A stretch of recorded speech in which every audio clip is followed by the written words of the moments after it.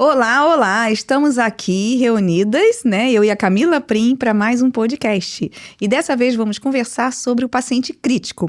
Camila, faz um breve review sobre o paciente crítico para a gente, né, entender melhor o contexto da nutrição. Desafio, né? Fazer um breve review dentro do nosso conteúdo aqui de podcast sobre o paciente crítico. Na verdade, inicio dizendo que não é à toa que ele tem o nome de crítico, porque é o paciente que mais vai desafiar toda a equipe assistencial. O médico, o nutricionista, o fono, o enfermeiro, por conta de alterações metabólicas que ele tem em resposta a esse insulto corporal que é a criticidade. Sim. Então, talvez para ficar mais fácil para quem está nos ouvindo, eu costumo ilustrar com o seu João, que está andando, atravessando uma rua e ele sofre um acidente de carro. Então, o seu João tem um trauma crânioencefálico, é admitido no hospital, passa por uma cirurgia e chega lá na porta da terapia intensiva. Esse João, ele vai chegar ali muitas vezes na primeira fase do estresse metabólico, que nós conhecemos ser uma fase aguda por uma característica muito de alteração de hemodinâmica. Então, ele vai ter alteração de frequência respiratória, pressão arterial, débito cardíaco.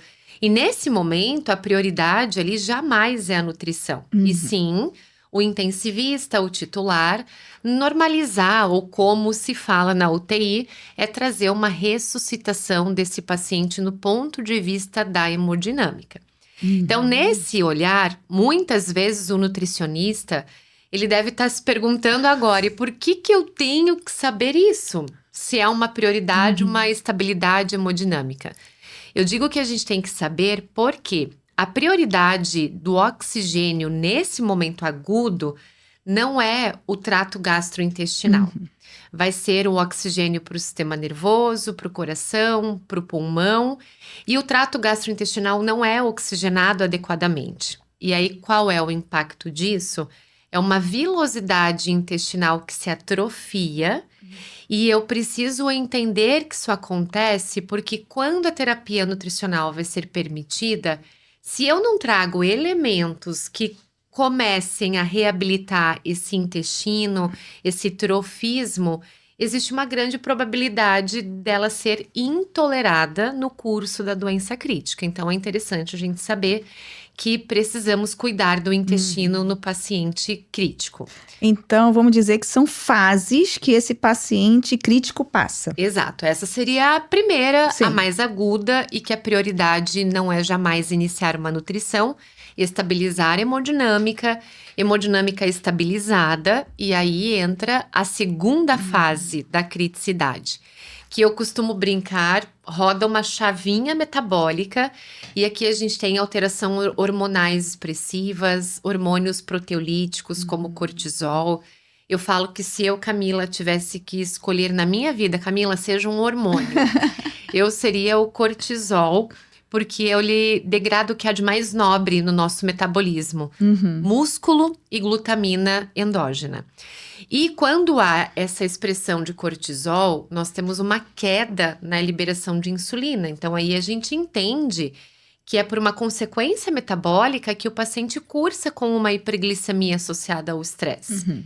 E aí, nesse momento, aqui nessa segunda etapa, a nutrição já vai ter sido iniciada. A gente tem que daí fazer as progressões conforme a gente conhece enquanto diretrizes, e deixo como referência a Braspen ou atualmente a SBNPE, o próprio guideline europeu da ESPEN, onde tem muito bem ajustado quando nós não temos a calorimetria indireta, e grande parte dos serviços não tem.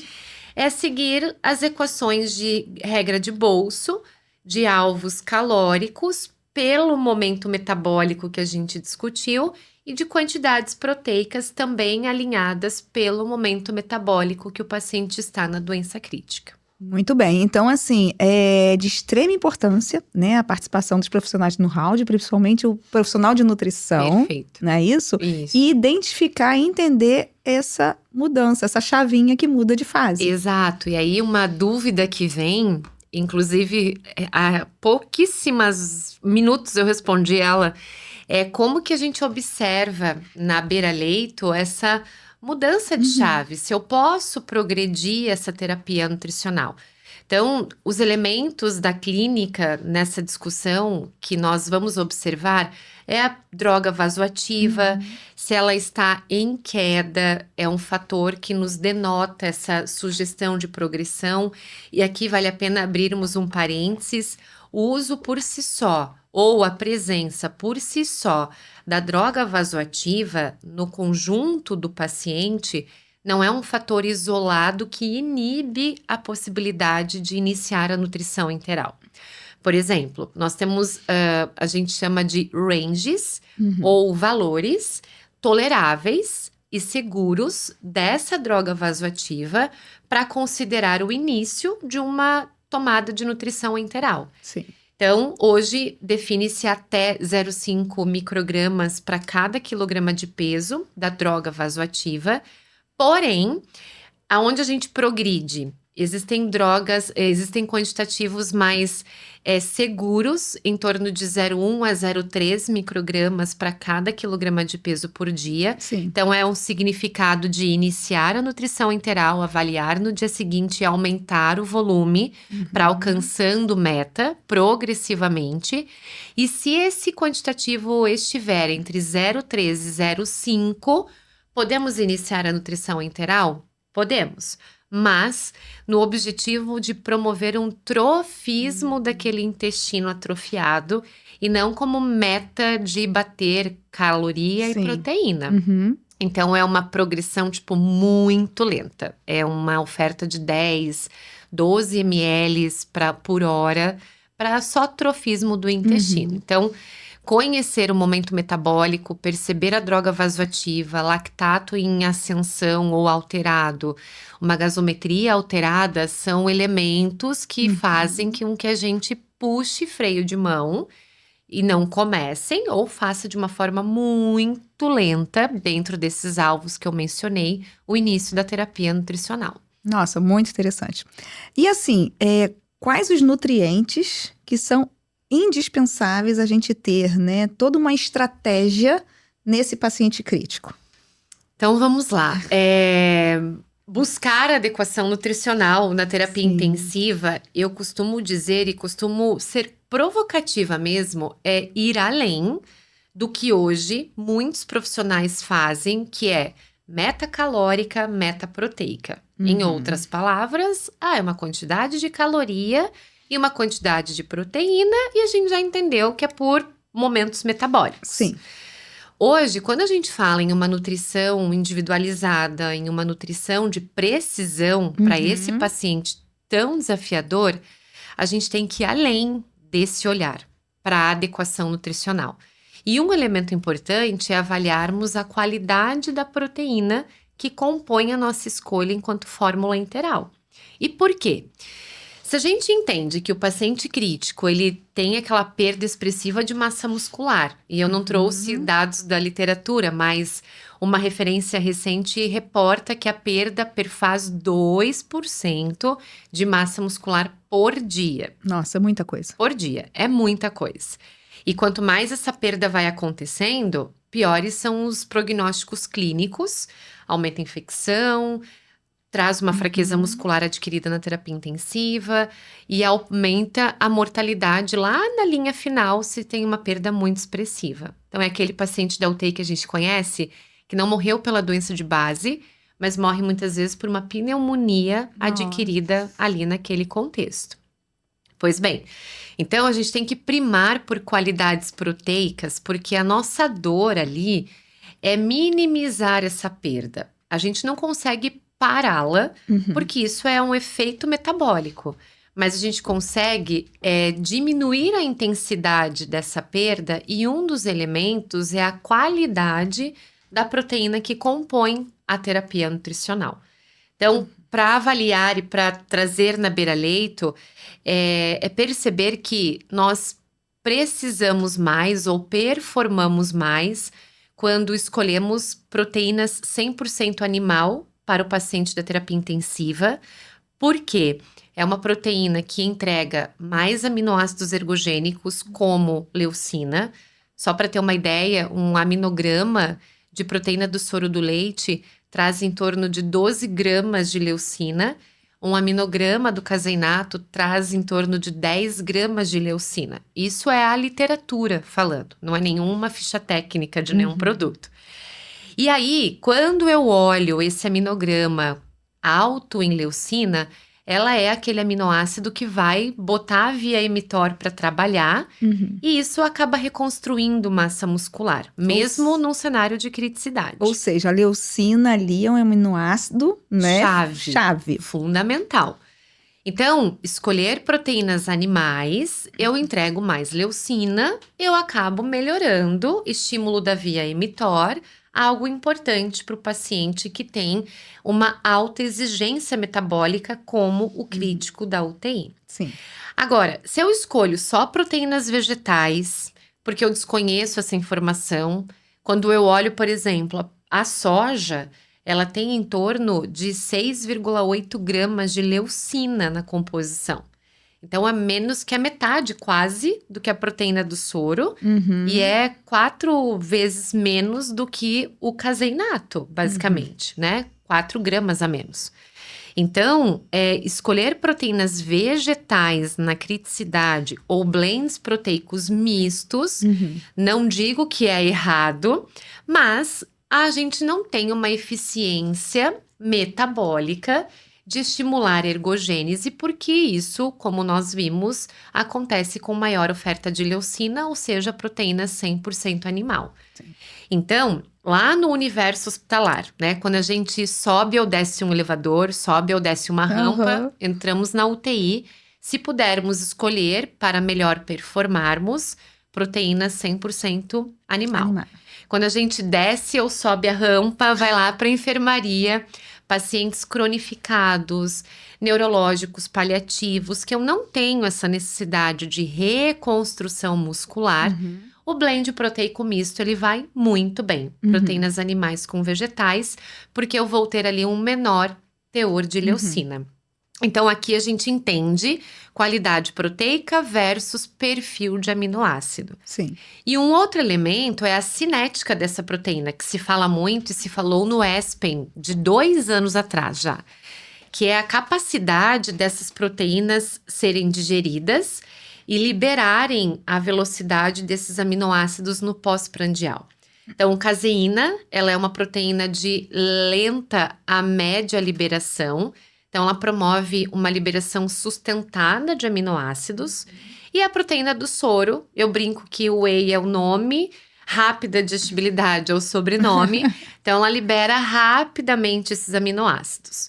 Então, quando eu associo as duas fontes, que é o que hoje se fala enquanto literatura, eu tenho uma liberação sustentada de aminoácidos. Então, numa linguagem bem leiga, é como se eu estivesse ali batendo na via mTOR de forma constante, estimulando ela constantemente e com força, porque eu tenho a leucina no aminograma dessas duas proteínas. Agora, se eu associo o caseinato com a proteína de soja, animal e vegetal, a soja tem rápida digestibilidade, então eu tenho uma aminoacidemia constante também. Sim. Porém, com menos força, porque falta a leucina, que é menor aqui na soja. Então, eu estimulo a via mTOR com menos intensidade e por isso faz mais sentido naquele paciente que eu não tenha a dor clínica de uma reabilitação muscular. Dessa parte muscular. Isso. Entendi. E tem também, assim, algum outro nutriente que também seja chave, que a gente não pode, né, deixar de ter uma atenção especial? Bom, isso é muito importante porque é algo que também, né, nós, profissionais da saúde, não trazemos para a prática por desconhecimento da informação. E eu digo que o tão importante quanto a quantidade calórica e quantidade proteica, e a gente agora navegou em qualidade proteica, é nós também trazermos para o nosso jogo de escolhas ou de nutrientes chaves a importância da qualidade lipídica. E aqui vou direcionar ao óleo de peixe. Por quê? Especificamente na doença crítica, a literatura brinca que a marca registrada da criticidade é a inflamação. E se nós não modularmos ou diminuirmos essa resposta inflamatória, os aminoácidos ofertados na terapia nutricional, eles não são incorporados pelos nossos pacientes.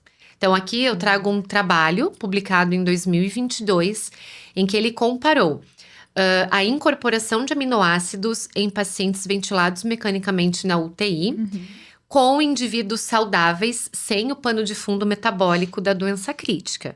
Ofertou-se aminoácidos pela via endovenosa e enteral. Eles foram marcados e se percebeu que no paciente crítico inflamado, a incorporação desses aminoácidos foi 60% menor quando comparado com os indivíduos controles, indivíduos saudáveis, sem pano de fundo metabólico. Então, o que isso nos mostra lá na beira-leito? Que às vezes o profissional, ele tá lá pensando em bater meta calórica, pensando em bater meta proteica, ele pode trazer já o olhar da qualidade proteica, mas se ele não modula essa inflamação, a gente vai patinar um pouquinho nessa performance de aproveitamento desses aminoácidos. Então, em outras palavras, é agregar o óleo de peixe, porque hoje, enquanto terapia nutricional, ele é um elemento chave para modular essa resposta inflamatória. E eu falo verdadeiramente óleo de peixe porque o ômega 3 que vem de uma origem vegetal, ele tem uma biodisponibilidade reduzida. A taxa de conversão é apenas 5 a 10% em EPA, que é quem faz essa modulação inflamatória e diminui essa cascata metabólica que o paciente tem. Qual é o resultado disso? Os aminoácidos da terapia nutricional serão melhores aproveitados e encontrarão um terreno metabólico mais favorável para estimular toda a via anabólica desse paciente. Então, é como se fosse um terreno em que a gente deixaria ele totalmente preparado para plantar ali as sementinhas e isso florescer, que seria impactar em uma reconstrução muscular no paciente. Nossa, muito interessante. E assim, é interessante a comunidade científica nutritiva, porque está trazendo todas essas informações. Então, se você ainda não faz parte, né? Ou se conhece alguém, algum profissional que é interessante fazer parte, no link da bio, da Nutritiva, lá no Instagram, tem como, né, entrar para essa comunidade. Porque são informações valiosíssimas, né? E são protocolos também, não é isso, Camila? Isso, e deixo também o convite, né, para vocês entrarem na comunidade, divulgarem a comunidade, porque sei muito bem que é difícil nós profissionais da beira-leito pararmos na nossa rotina, fazermos as buscas das referências, ler os guidelines, e a comunidade traz, né, com muita robustez científica, tudo isso de uma forma prática para leitura, estudo e o mais importante para colocar na prática assistencial. Sim, que tem a necessidade. Exato, só adaptar a nossa rotina, né, do que a gente vive enquanto contexto hospitalar. Sim. Tem mais alguma situação importante para ser colocada nesse paciente crítico? Bom, na verdade, poderíamos falar muitas horas, né, da terapia nutricional nesse paciente crítico, mas talvez um elemento importante é discutirmos nos rounds, na multidisciplinaridade, entender que cada paciente ele é único e esse paciente ele pode ir vindo muito bem, mas ele pode estar lá no seu 10º dia de internamento na UTI e ele ter agudizações, reinfectar e ele voltar novamente na estaca zero de uma regressão da nutrição enteral. Então, ele é um paciente diferente a cada dia. Eu diria até que em cada turno, né, ele é muito diferente, ele pode ser muito inconstante. E a terapia precisa ser extremamente efetiva, claro que sempre monitorando a tolerabilidade, com olhares, né, se eu tenho uma diarreia, uma distensão, um volume de resíduo gástrico, se eu estou diante de uma diarreia, orientar a equipe a não pausar a dieta. Nossa, importantíssimo. A notificar a nutrição, a equipe com o nutrólogo, porque nós vamos então manejar de uma melhor forma, colocar uma fibra ou um probiótico para melhorar essa questão diarreica que nem sempre, quase nem muitas vezes é associada à nutrição enteral do paciente. Perfeito, Camila. Nossa! Sempre muito bom, né? Conversar com você e trazer tanto conhecimento de forma tão fácil, né? De nós entendermos. Eu que agradeço, de estar aqui com vocês. Então aí, para quem está assistindo, se fez sentido, curte, comenta e compartilha também. Pode ter vários profissionais, né, precisando também escutando, né, trocando essas informações também. Exato, aproveita esse momento, o seu deslocamento, né, um cardio na academia e vai atualizando aí os seus conhecimentos frente à terapia nutricional na criticidade. Obrigada, Camila. Obrigada a você, Obrigada. até a próxima.